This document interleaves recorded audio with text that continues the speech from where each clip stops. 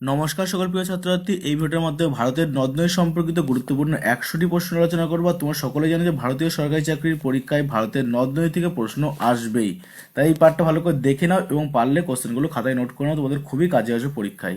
তো প্রথম আলোচনা করবো গঙ্গা নদী সংক্রান্ত বিষয় নিয়ে। দেখো, প্রথম কোশ্চেন দেখো, গঙ্গা নদীর উৎস কোথায় অবস্থিত? খেয়াল রাখবে, গঙ্গা নদীর উৎস গঙ্গোত্রী হিমবাহ উত্তরাখণ্ডে অবস্থিত। পরবর্তী কোশ্চেন দেখো, গঙ্গা নদীর দৈর্ঘ্য কত কিলোমিটার? গঙ্গা নদীর দৈর্ঘ্য হচ্ছে 2525 কিলোমিটার।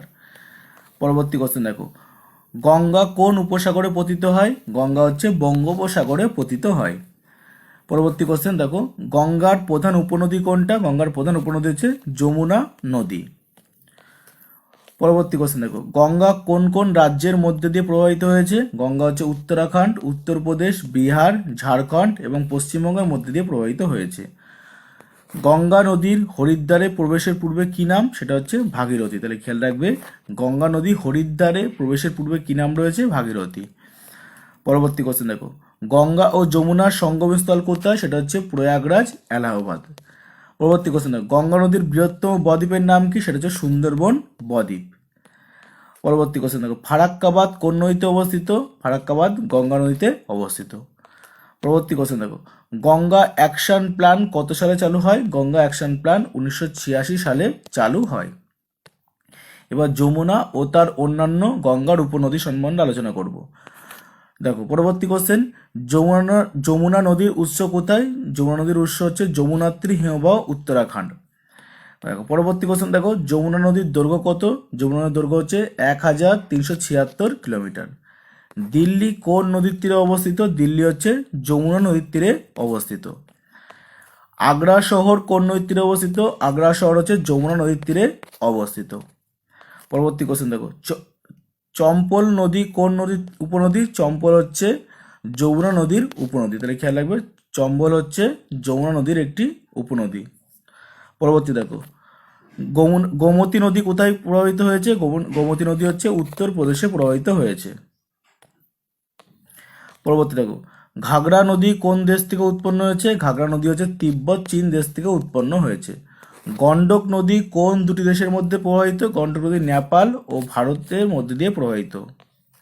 পরবর্তী দেখো, কোশি নদীকে কি বলা হয়? কোশি নদীকে বিহারের শোক বা বিহারের দুঃখ বলা হয়। সোন নদী কোন রাজ্যে প্রবাহিত? সোন নদী হচ্ছে মধ্যপ্রদেশ আর বিহার রাজ্যে প্রবাহিত। এবার দেখো, ব্রহ্মপুত্র নদী সম্বন্ধে জানবো আমরা। দেখো, ব্রহ্মপুত্র নদীর উৎস কোথায়? ব্রহ্মপুত্র নদীর উৎস হচ্ছে মানস সরোবর, তিব্বত।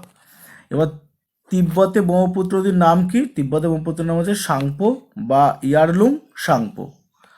পরবর্তী দেখো, ব্রহ্মপুত্র কোন রাজ্যে ভারতে প্রবেশ করে? ব্রহ্মপুত্র হচ্ছে অরুণাচল রাজ্যে প্রবেশ করে। তাহলে খেয়াল রাখবে, ব্রহ্মপুত্র কোন রাজ্যে প্রবেশ করে? অরুণাচল রাজ্যে প্রবেশ করে।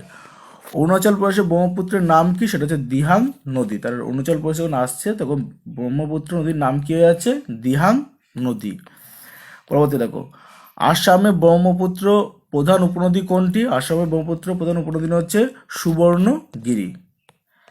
এবার দেখো, পরবর্তী কোশ্চেন দেখো, গুয়াহাটি কোন নদীর তীরে অবস্থিত? গুয়াহাটি হচ্ছে ব্রহ্মপুত্র নদীর তীরে অবস্থিত। বাংলাদেশে ব্রহ্মপুত্রের নাম কি? বাংলাদেশের ব্রহ্মপুত্রের নাম হচ্ছে যমুনা বা বাংলাদেশি যমুনা। পরবর্তী দেখো, মাজুলি দ্বীপ কোন নদীতে অবস্থিত? মাজুলি দ্বীপ হচ্ছে ব্রহ্মপুত্র নদীতে অবস্থিত। ব্রহ্মপুত্র নদীর মোট দৈর্ঘ্য কত? প্রায় 2900 কিলোমিটার। পরবর্তী দেখো, ডিব্রুগড় কোন নদীর তীরে অবস্থিত? ডিব্রুগড় হচ্ছে ব্রহ্মপুত্র নদীর তীরে অবস্থিত। এবার আমরা সিন্ধু নদীর সম্বন্ধে জানবো। দেখো, সিন্ধু নদীর উৎস কোথায়? সিন্ধু উৎস হচ্ছে মানস সরোবর, তিব্বত। সিন্ধু নদীর কোন সাগরে পতিত হয়? সিন্ধু নদী হচ্ছে আরব সাগরে পতিত হয়। এবার দেখো, সিন্ধু নদীর পাঞ্জাবের 5টি উপনদীর নাম কি? সেটা হচ্ছে শতদ্রু, বিপাশা, ইরাবতী, চন্দ্রভাগা এবং বিতস্তা। এই 4টে হচ্ছে সিন্ধু নদীর উপনদী। পরবর্তী দেখো, শতদ্রু নদীর আধুনিক নাম কি? সেটা হচ্ছে সাতলুজ। বিপাশা নদীর আধুনিক নাম কি? সেটার নাম হচ্ছে বিয়াস। পরবর্তী দেখো, ইরাবতী নদীর আধুনিক নাম কি? ইরাবতী নদীর আধুনিক নাম হচ্ছে রাভি। আর চন্দ্রভাগা নদীর আধুনিক নাম কি? সেটা হচ্ছে চেনাব। এবার দেখো, বিতস্তা নদীর আধুনিক নাম কি? সেটা হচ্ছে ঝিলাম। আর লেহ কোন নদীর তীরে অবস্থিত? লেহ হচ্ছে সিন্ধু নদীর তীরে অবস্থিত। পরবর্তী দেখো, সিন্ধু নদীর মোট দৈর্ঘ্য কত? সেটা হচ্ছে প্রায় 3180 কিলোমিটার। এবার আমরা গোদাবরী সম্বন্ধে আলোচনা করব। গোদাবরী নদীর উৎস কোথায়? গোদাবরী নদীর উৎস হচ্ছে ত্রিম্বকেশ্বর, মহারাষ্ট্রে হচ্ছে গোদাবরী নদীর উৎস। ত্রিম্বকেশ্বর মহারাষ্ট্রে এই গোদাবরী নদীর উৎস হয়েছে। গোদাবরীকে কি বলা হয়? গোদাবরীকে দক্ষিণের গঙ্গা বা বৃদ্ধ গঙ্গা বলা হয়। এই কোশ্চেনটা প্রচুর বড় পরীক্ষায় আসে, খেয়াল রাখবে। গোদাবরী কি বলা হয়? দক্ষিণের গঙ্গা বা বৃদ্ধ গঙ্গা বলা হয়। দেখো পরবর্তী কোশ্চেন দেখো, গোদাবরী নদীর দৈর্ঘ্য কত? গোদাবরী নদীর দৈর্ঘ্য হচ্ছে প্রায় কত? 1465 কিলোমিটার। গোদাবরী কোন উপসাগরে পতিত হয়? গোদাবরী হচ্ছে বঙ্গোপসাগরে পতিত হয়। গোদাবরী কোন কোন রাজ্যের মধ্যে দিয়ে প্রবাহিত হয়েছে? গোদাবরী হচ্ছে মহারাষ্ট্র, তেলেঙ্গানা, ছত্তিশগড়, অন্ধ্রপ্রদেশের রাজ্যের মধ্যে দিয়ে প্রবাহিত হয়েছে। পরবর্তী দেখো, প্রাণহিতা কোন নদীর উপনদী? প্রাণহিতা হচ্ছে গোদাবরী নদীর একটি উপনদী। নাসিক কোন নদীর তীরে অবস্থিত? নাসিক হচ্ছে গোদাবরী নদীর তীরে অবস্থিত। পরবর্তী দেখো, ইন্দ্রাবতী নদী কোন নদীর উপনদী? ইন্দ্রাবতী হচ্ছে গোদাবরী নদীর একটি উপনদী। পরবর্তী দেখো, রাজামন্দ্রী কোন নদীর তীরে অবস্থিত? রাজামন্দ্রী গোদাবরী নদীর তীরে অবস্থিত। পরবর্তী দেখো, গোদাবরী অববাহিকা কোন রাজ্যে সর্বাধিক বিস্তৃত? গোদাবরী অববাহিকা মহারাষ্ট্র রাজ্যে সর্বাধিক বিস্তৃত। এবার আমরা কৃষ্ণা নদী সম্বন্ধে আলোচনা করবো। দেখো, কৃষ্ণা নদীর উৎস কোথায়? কৃষ্ণা নদীর উৎস হচ্ছে মহাবালেশ্বর, মহারাষ্ট্রে কৃষ্ণা নদীর উৎস। আর কৃষ্ণা নদীর দৈর্ঘ্য কত?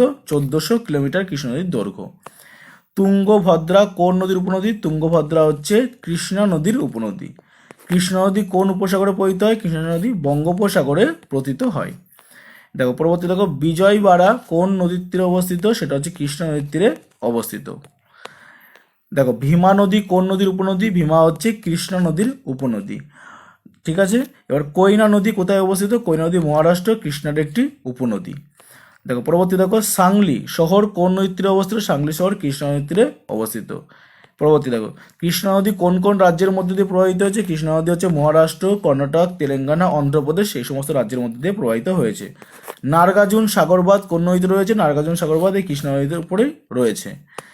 দেখো পরবর্তী দেখো, কাবেরী নদীর সঙ্গে আলোচনা করবো। দেখো, কাবেরী নদীর উৎস কোথায়? সেটা হচ্ছে তালকাবেরি, কর্ণাটকে কাবেরী নদীর উৎস।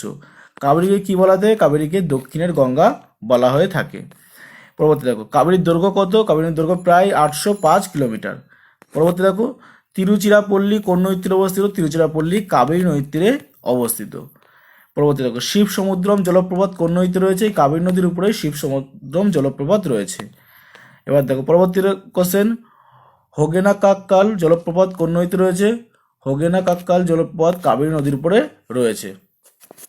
পরবর্তী দেখো, কাবেরী কোন কোন রাজ্যের মধ্যে দিয়ে প্রবাহিত হয়েছে? কাবেরী হচ্ছে কর্ণাটক, তামিলনাড়ু, কেরালা, পুদুচেরি এই সমস্ত রাজ্যের মধ্যে দিয়ে প্রবাহিত হয়েছে। শ্রীরঙ্গপত্তম কোন নদীর তীরে অবস্থিত? শ্রীরঙ্গপত্তম কাবেরী নদীর তীরে, কাবেরী নদীর দ্বীপে অবস্থিত। পরবর্তী দেখো, ভবানী নদী কোন নদীর উপনদী? ভবানী নদী হচ্ছে কাবেরী নদীর একটি উপনদী। পরবর্তী, কাবেরী কোন উপসাগরে পতিত হয়? কাবেরী হচ্ছে বঙ্গোপসাগরে পতিত হয়। এবার আমরা নর্মদা ও তাপ্তি সম্বন্ধে আলোচনা করব। নর্মদা নদীর উৎস কোথায়? নর্মদার উৎস হচ্ছে অমরকণ্টক, মধ্যপ্রদেশ। নর্মদা কোন সাগরে পতিত হয়? নর্মদা হচ্ছে আরব সাগর, খাম্বাত উপসাগরে পতিত হয়। নর্মদা নদীর দৈর্ঘ্য কত? সেটা হচ্ছে 1312 কিলোমিটার। সর্দার সরোবর বাঁধ কোন নদীতে রয়েছে? সর্দার সরোবর বাঁধ খেয়াল রাখবে এই নর্মদা নদীর উপরে রয়েছে। দেখো পরবর্তী কোশ্চেন দেখো, ধোয়াধার জলপ্রপাত কোন নদীতে রয়েছে? ধোয়াধার জলপ্রপাত নর্মদা নদীতেই রয়েছে। পরবর্তী দেখো, জব্বলপুর কোন নদীর তীরে অবস্থিত? জব্বলপুর হচ্ছে নর্মদা নদীর তীরেই জব্বলপুর অবস্থিত।